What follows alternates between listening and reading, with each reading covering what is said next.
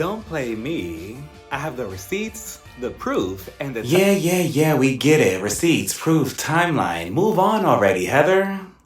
Hey everybody, welcome to my channel. I am Raphael and I am here to review Season 5, Episode 4 of the Real Housewives dressed in hot dog outfits of Salt Lake City. So we start the episode off with everybody waking up the day after the basketball game. Braun wins, she's on the phone with Santa Claus and she's telling him, I'm not really sure where I stand with Heather and Lisa. We got into it at the game, but I feel like they're gonna give me a full-time position on this show and I might be holding a snowflake in the intro, but I'm not sure yet. We see Whitney, she goes over to Mary's room and she gives us a rundown of what the day is gonna look like. She's like, well, first we're gonna go to the Biller Light Factory, and I'm already planning on getting 5 drinks, and then after that we're gonna have dinner at the Harley Davidson Museum, and I love Harleys, especially Harley Quinn and the Joker, like they're my favorite characters, and then we're gonna top it off with going to the club where Trixie Mattel is hosting, and I'm like, okay, we get it, you know Trixie, damn. Mary then tells her, I wanna be there for you, Whitney, I love you, and then she gives her a hug, and I'm like, are you sure about that, Mary? Like, that is Whitney you're hugging. Like, it is crazy to see how far they've come in their friendship, right?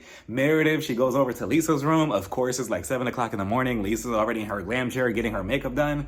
Meredith, she tells her, well, you know, last night at the game, I was talking to Angie K and Whitney, and they actually told me that I shouldn't trust you because you're a terrible friend, and I shouldn't be your friend anymore or speak to you anymore. And then we see in a flashback from the night before, Whitney, I can expect this behavior from her because her and Lisa are going through it. But Angie K, I was shocked to hear her tell Meredith, Meredith, do you really want to be friends with Lisa after everything that she said about you and your family? Just a couple of episodes ago, you were trying to be the bone collector between Whitney and Lisa because you wanted both of them to be okay again. But now you're trying to tear Lisa and Meredith apart for what? Like, yeah, Lisa may have spoken to you a little rough a couple of episodes ago, but where's this motive now? So now Lisa's pissed and she's like, wow, really? She says that I'm an untrustworthy person. Everybody tells me their secrets. I would never be a bad person to anybody. I never talk bad about anybody behind their back.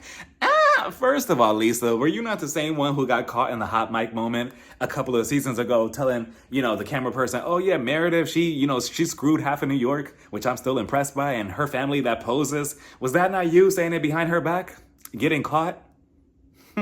So then Whitney, she heads over to Heather's room. Heather, she has these matching shirts for them to be Laverne and Shirley, whoever those are. More like Dumb and Dumber. So then Whitney, she heads over to Lisa's room. Again, Lisa is pissed after just hearing what Meredith just told her. So Whitney, she goes in like, hey, how you doing? Lisa's giving her the cold shoulder after what Meredith just told her. So she's like, well, you know what? I'm busy today. I already have a couple of things booked up. So I don't really think that I can participate in your little activities, baby gorgeous. Sorry about that. Whitney's looking at her like, what do you mean? You specifically came on this trip for me. Like, what else do you have planned?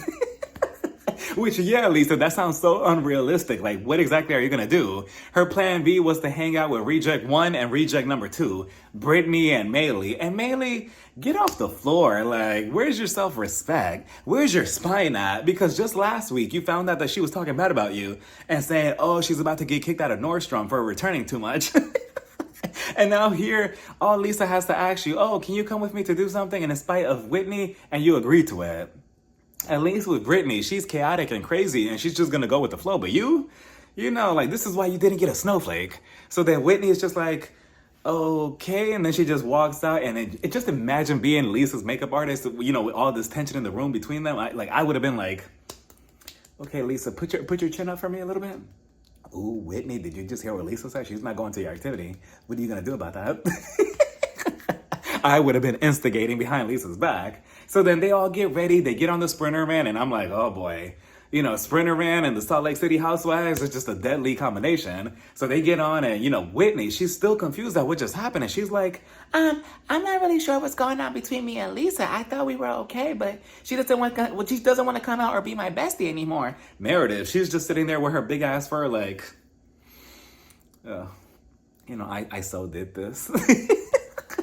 Eventually, Meredith comes out with it, and she's like, well, you know, Whitney, I mean, I did tell Lisa last night what you and Angie K told me about not trusting her. Angie K, she's like, and there it is. So now they're all looking at Meredith sideways like, oh, so you're the one that opened up your mouth to cause this tension. But I mean, Whitney and Angie K, specifically you, Angie K, both of you were talking about Lisa behind her back, so what do you expect?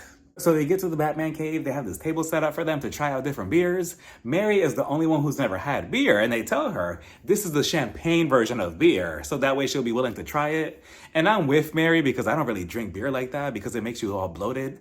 I'm more of a champagne type of person. Something about champagne just makes me feel so luxurious and expensive and rich, even though my bank account says the opposite. So then we see Lisa and the rejects. They went off to this ice skating rink to do something called curling or sweeping, or I don't know. They were cleaning the ice basically with a bunch of broomsticks. And as they're doing that, chaotic Brittany, chaotic Brittany, she gets a text message from her on again, off again, boyfriend, situationship, whatever you want to call it. Jared, the cheating mother from last episode that was caught, being in other people's DMs or whatever, Angie K's eyebrow girl. So then he texts her and he's just like, where are you, BFF?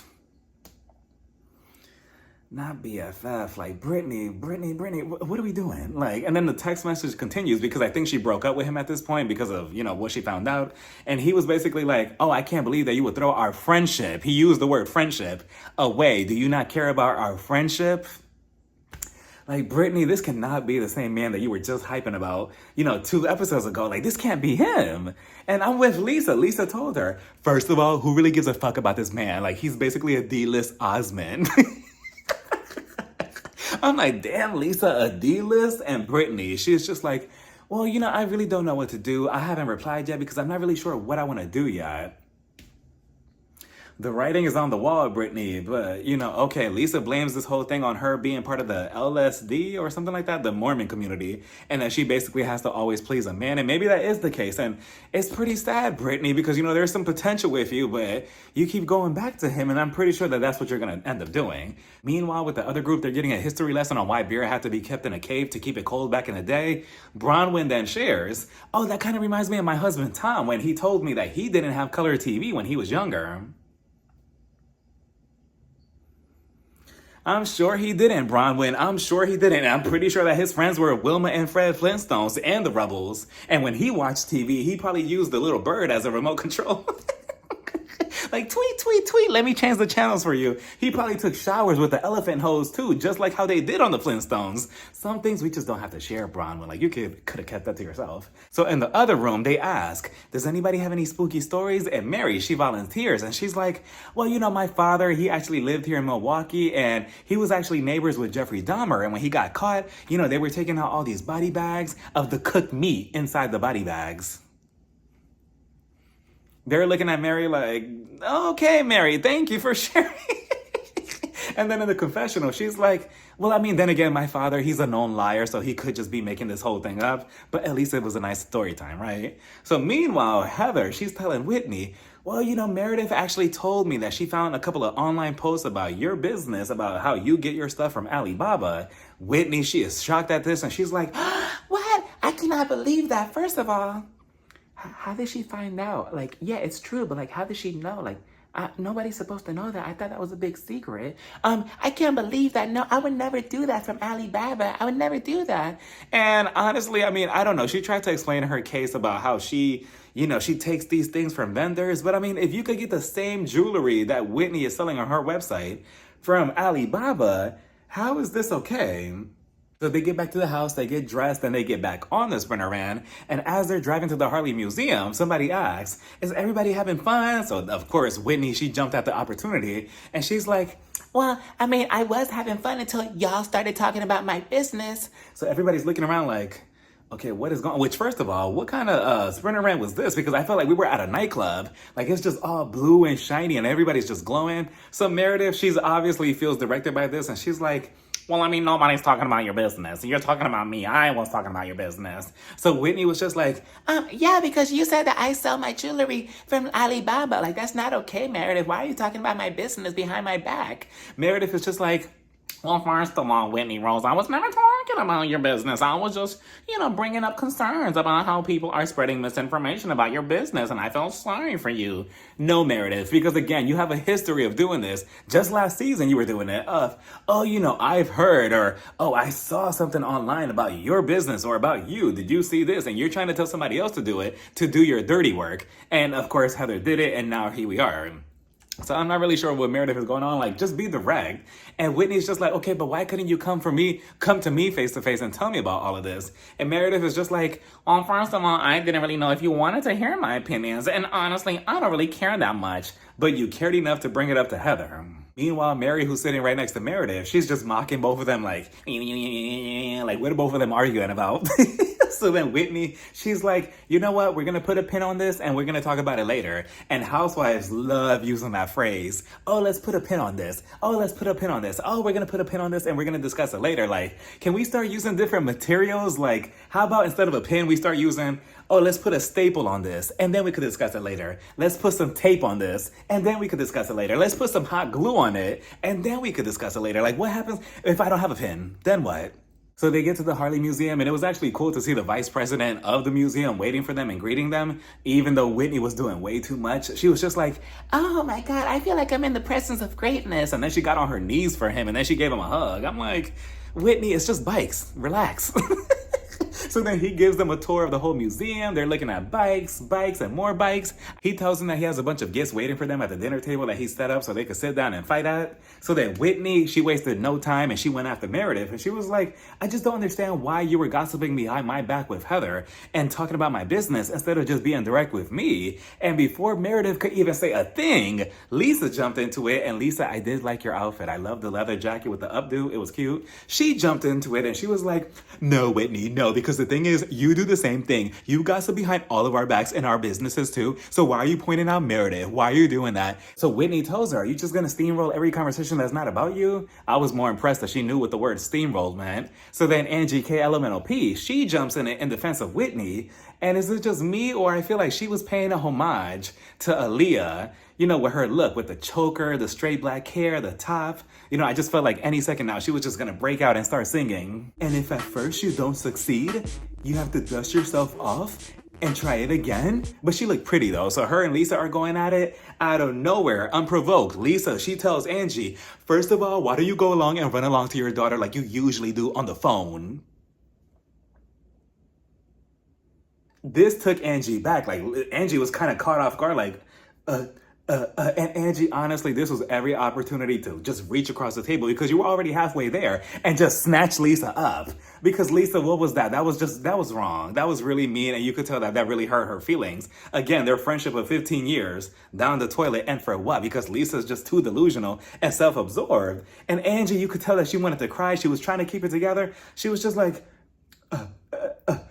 and honestly, if I was Angie, you let Lisa way too easy about this. Because you could have told her, okay, at least I could run to my daughter and she'll pick up the phone. Unlike you, your son had to go to a whole different country just to avoid his mother. And when you do call him, he's probably not even going to pick up on you. But yeah, she kept it cute for the whole situation. Even though Angie, she did make me cringe because she's like, first of all, I've been a good friend to you, and you've been nothing but a bitch to me. I have been there on the phone with you.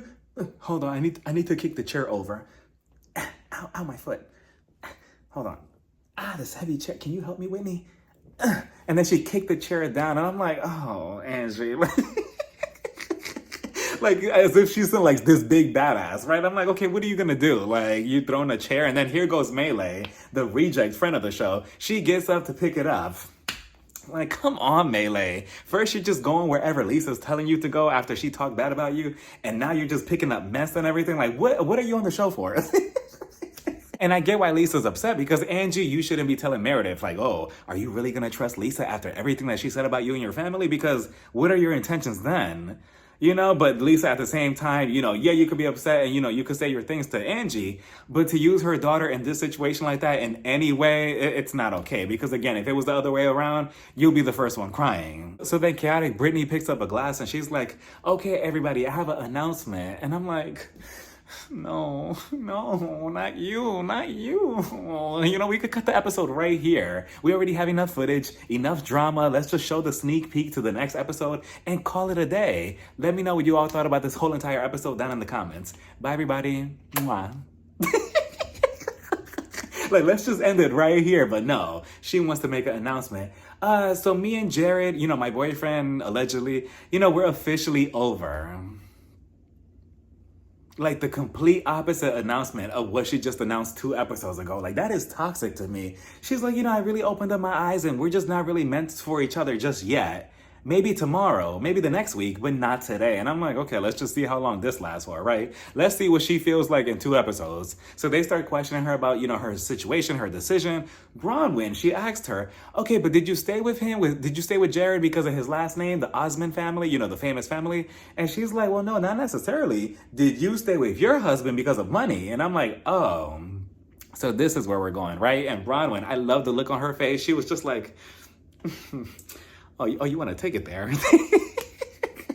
I feel like this is when, what's her name? When Brittani, she was auditioning to hold a snowflake and she flopped because she started interrogating Bronwyn and she's like, so yeah, did you stay with your husband because of money? Bronwyn, she was just like, no. You know, it was just by chance that he had money. I had money when I met him at the bar and yeah, we were good. We're fine. We're fine. And, you know, honestly, I don't even think of him like that and I don't even have a prenup with him. And I'm like, cha-ching!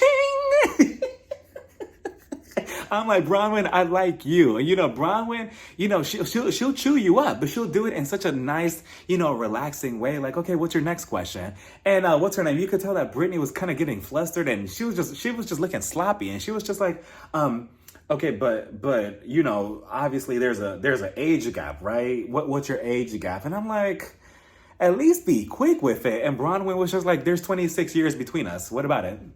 What's the next question? And I'm like, ooh, Bronwyn. So then what's her name? Pamela Anderson. She was just like, what's his favorite color? Does he like vegetables? Does he watch sports?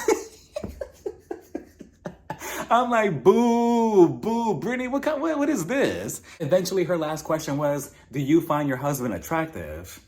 And, you know, beauty is in the eye of the beholder, and I don't know what the hell she's beholding, but that's Bronwyn's choice. And Bronwyn was just like, what, you're asking me if I find my husband attractive? Like, yes, I do. And honestly, it just didn't go anywhere. Brittani was trying to have her moment, and that was that. And Brittani, you flopped. Like, ugh. So then Whitney tells him that it's time for the club, and Bronwyn, she changes outfits, and she comes out in a hot dog outfit.